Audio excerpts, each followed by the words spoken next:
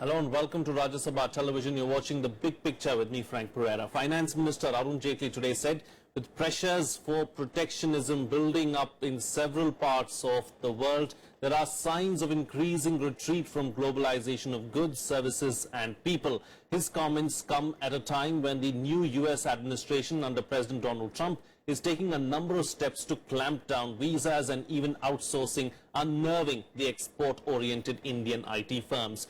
Bills are also being introduced that can potentially curb the movement of skilled workers and increase labor costs. Indian IT firms face the risk of higher operational costs and shortage of skilled workers with the proposed overhaul of the popular H-1B visa regime under President Trump. A US legislation has also been introduced that proposes more than doubling of the minimum wages of H-1B visa holders to $130,000, which would raise headcount expenses for visa-dependent IT firms and hit the sector's profitability. Has the finance minister's fourth budget today factored in President Trump's policy changes? That's what we're going to debate on this edition of The Big Picture. Joining me on the program today are Kawal Sibbal, former Foreign Secretary, Siddharth Varadarajan, founding editor of the Wire.in, TK Arun, editor, Opinion Economic Times. Thank you so much, gentlemen, for joining me on this edition of The Big Picture.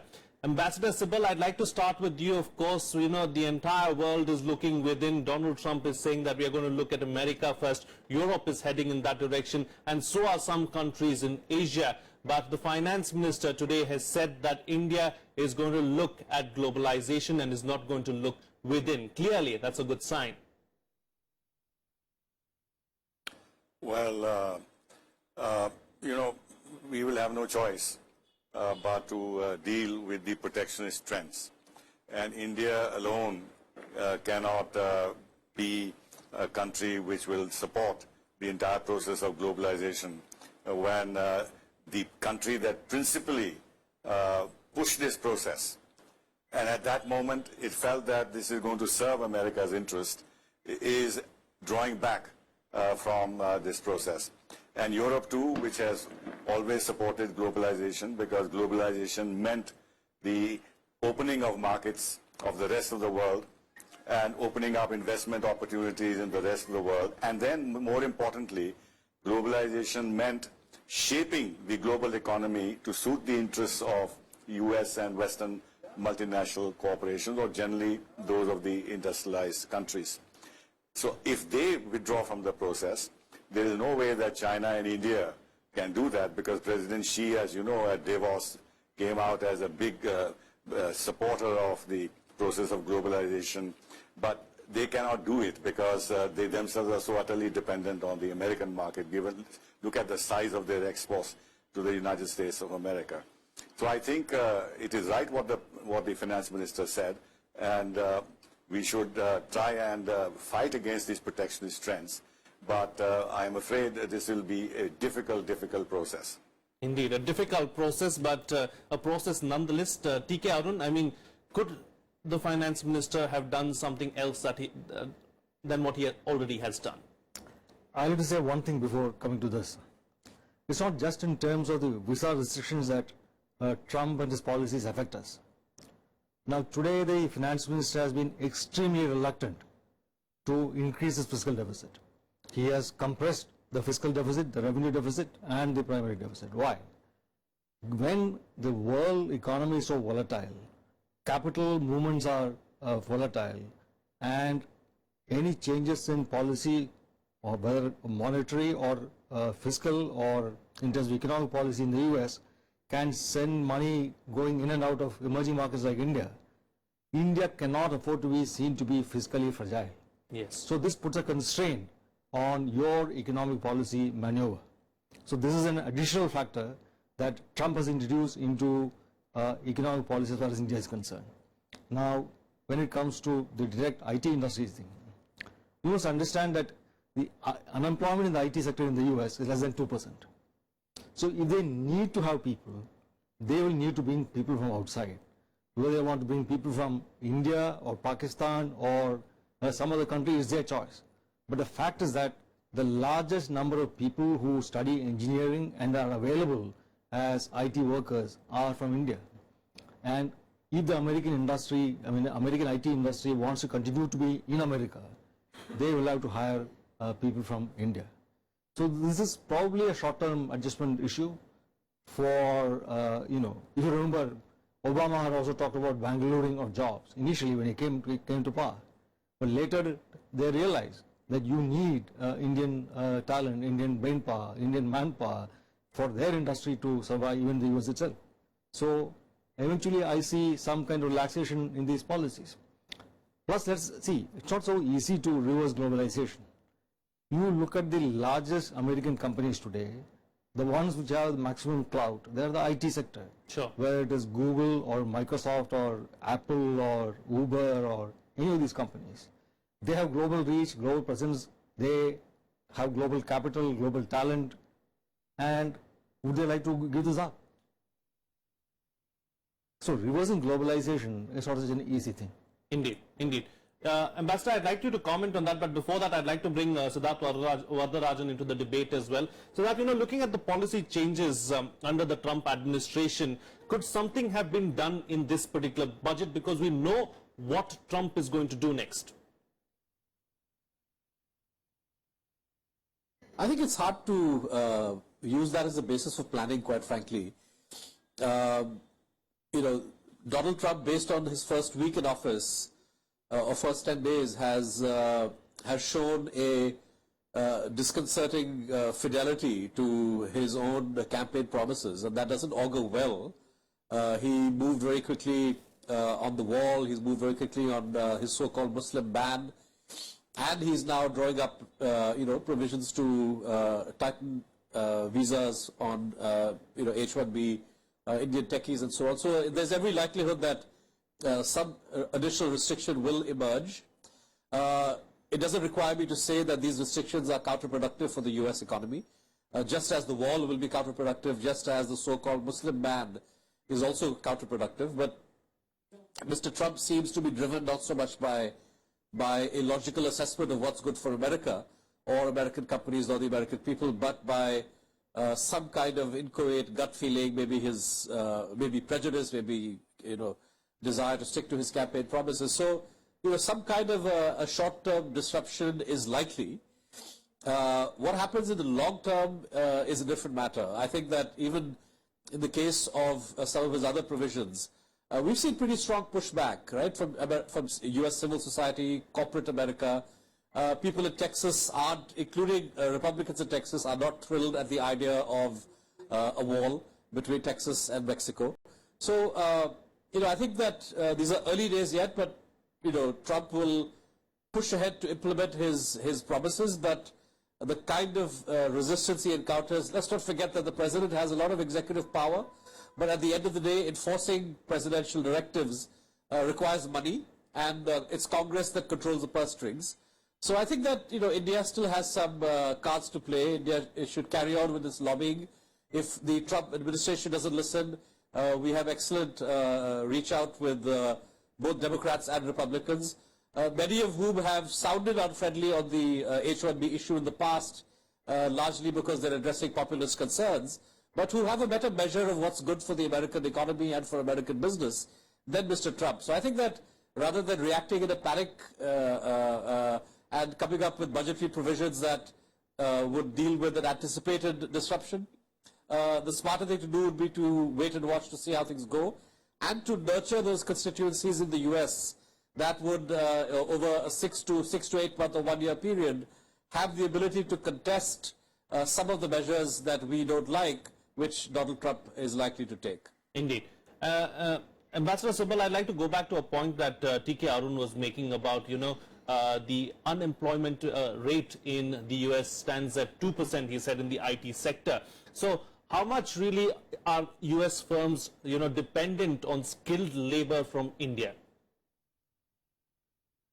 Well, you've seen the statements that have been made by the CEO of Microsoft and of Apple and these big US internet companies.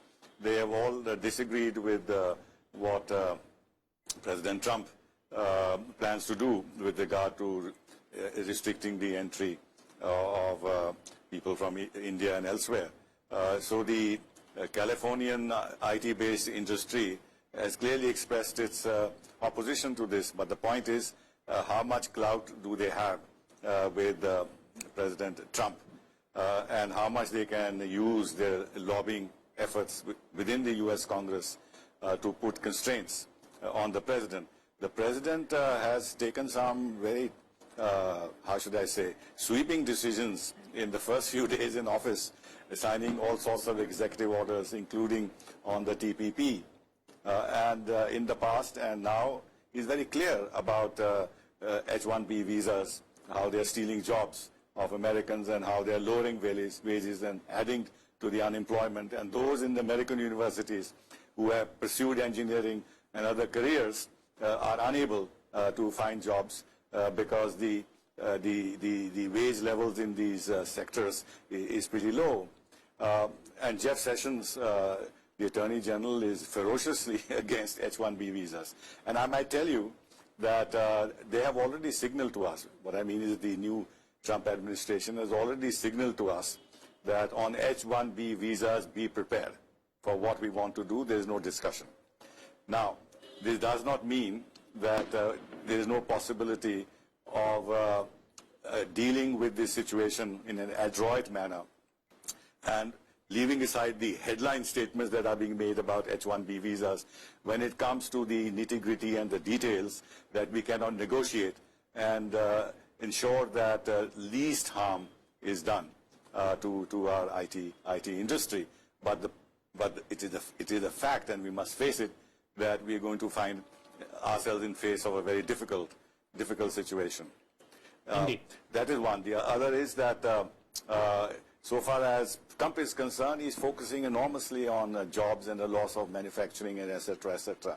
This is the base of his electoral victory in some senses. So this is also a very strong political commitment that he's made on the whole issue of making America great by making sure that America is no longer a victim of his previous policies of opening up his frontiers to the rest of the world and the rest of the world profiting from this American generosity, etc., missing the point that in fact this was a very well-conceived strategy by the United States, actually, as I mentioned earlier, to shape the global economic environment to make sure that their companies profited the most. And this was the sense of the TPP too. Indeed. But anyway, I think we have a challenge before us. We have a challenge before us. How big a challenge is that really for the Indian IT sector, T.K. Arun? Do you foresee troubled times ahead for companies like Infosys and TCS? See, let's understand this is a challenge, but it's also an opportunity. If Indian IT industry cannot service their clients in the US, they might develop ways of servicing them from India or from third locations. So, if you look at the IT industry right now, they are in a transition. They are trying to increase revenue per employee, moving away from the earlier model of increasing manpower to increase revenue. Now, if you look at HCL seems to have gone more than other companies in increasing productivity per employee. So, TCS, for example, has moved into some segments like data mining in advanced data analytics, big data, so-called. So, there are segments of the IT industry which are now going beyond the traditional, manpower-intensive kind of service delivery. Perhaps this trend will accelerate. Perhaps we might develop software products. We might develop more complex methods of servicing these clients. So it's also an opportunity for India to increase productivity per IT employee and to still garner revenue and profits. Indeed. So this is not the end of the road. So there are opportunities in this challenge, and there are ways of mitigating the challenge as well. As Siddharth said, we can lobby. There are lines of connectivity to the Trump administration. There are some people from the IT industry who have supported Trump, much to the chagrin of the rest of their community.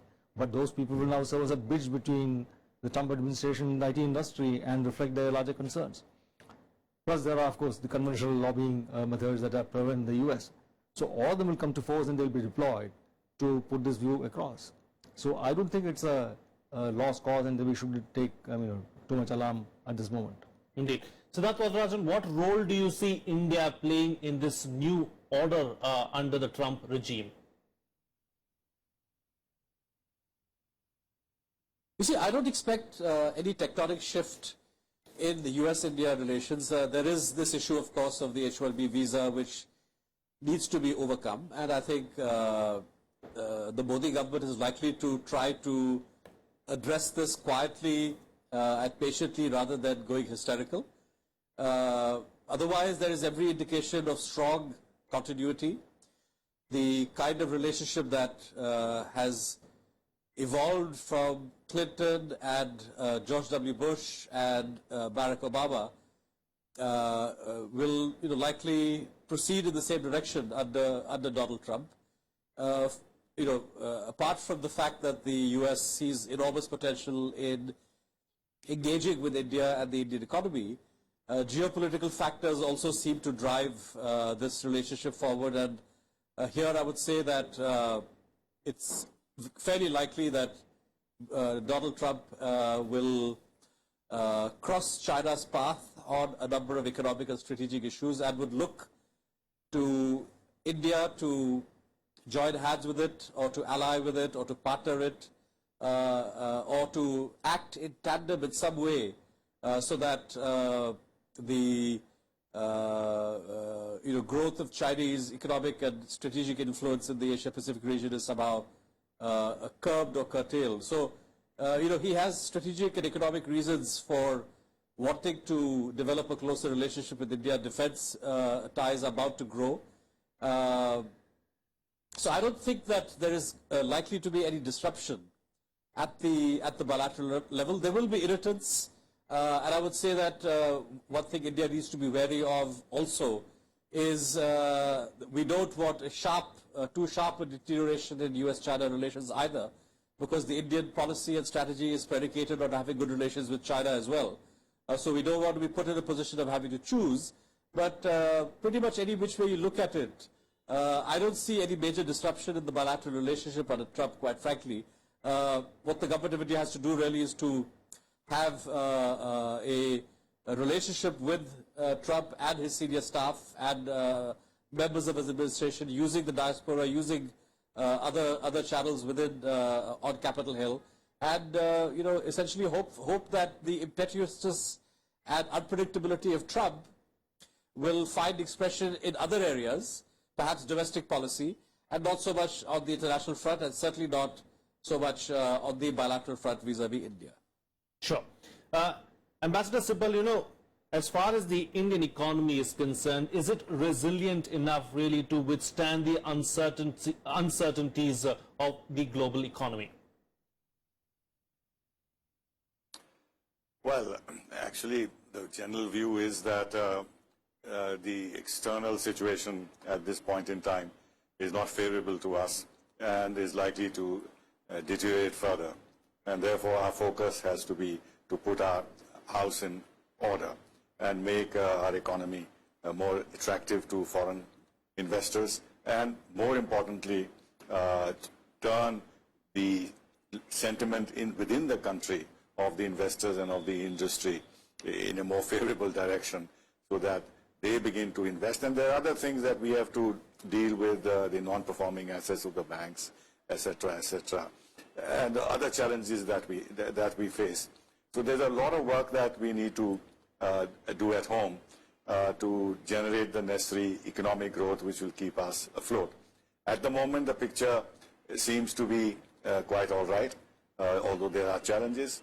But if the external situation deteriorates as a result of President Trump's unpredictable actions, and followed by Europe also finding its problems aggravated as a result of tensions between the United States and the European Union, because our friend Trump is now attacking the European Union itself and advocating more Brexit-like situations. And some European leaders have reacted very, very sharply to this. He's also calling NATO obsolete, which again raises a lot of serious issues with regard to the transatlantic relationship and the fallout of that in terms of geopolitics. But one area in which we can be favorably impacted is that if Trump actually is able to reset his relations with Russia. That can release some geopolitical pressures that are building on us as a result of Russia embracing China even more. And finally, with regard to China, I don't think we'll be put in a position where we have to choose between America and China, because I think our understanding is that the Americans know that beyond a certain point, we are not going to have joint operations with them. But yes, in terms of giving them diplomatic and political support short of joint operations, they will get from us. And it will be a good thing if these pressures are mounted on China, because this will have a direct result on curbing China's geopolitical ambitions and all the major connectivity projects in the region, including the so-called CPEC, which actually poses a big challenge to us because it's linked to China's naval ambitions in the Indian Ocean, etc., etc.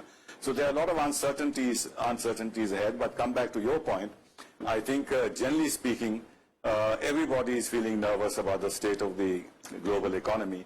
And India, which has great ambitions to accelerate its GDP growth, which depends on foreign investment, etc., has to then work its way through in a way that we remain an island of growth within a largely stagnant global economy. And how we do it is a challenge that we'll have to face, and the challenge begins at home. Indeed, the challenge does begin at home, but Arun, will India continue to be that bright spot that, the finance minister has continued to speak about? India will continue to be the right spot. Okay. Now, we have some problems because of the what the economic survey called the twin balance sheet problem. We have a lot of bad debt with our banks, and the obverse, the unserviceable loans on the part of the industry. If you can tackle that, there are only growth opportunities. There is shortage of infrastructure, of roads, of ports, of airports, anything. Now, building that is a huge opportunity. So India is one of the few parts of the world which are still in an expansionist mode. Our population is still that ratio of the working age population as a proportion of the non-working age population going up. That is still happening only in India and of course in Africa. So we stand to gain substantially in the medium term. But that will be in a globalized world, not in isolationist, protectionist, segmented markets. Let's understand that if the US and Germany and other advanced countries export stuff to countries like India, it is machinery which will allow economies like India and China and Vietnam to manufacture those products which are troubling Trump. So export of machinery, export of technology, export of the means of getting these things moving, these are the knowledge-intensive sectors in which the advanced countries today have a comparative advantage. Indeed. Would they like to give it up? I doubt very much. Sure. And I've come to the end of the program, but Siddharth Varadarajan, I'd like to get final closing comments from you. Please close the show for us with your quick closing comments. No, I think that this issue has been flagged. We can't brush it under the carpet. It remains as a cause of concern, short-term cause of concern for sure. But I think that the government of India has enough goodwill in Washington to find a way to address this and to do it in a rational, cool manner without generating hysterical headlines or sending everybody into panic mode. And I would imagine that's the way that Prime Minister Modi and his team would be looking to address this. All right. On that note, we'll have to call it a wrap on this edition of The Big Picture. Siddharth Varadarajan, TK Arun and Kawal Sibal, thank you so much, gentlemen, for joining me on this edition and putting things into perspective for us. That's all the time we have. Thank you so much for watching. We'll be back again tomorrow with a brand new episode.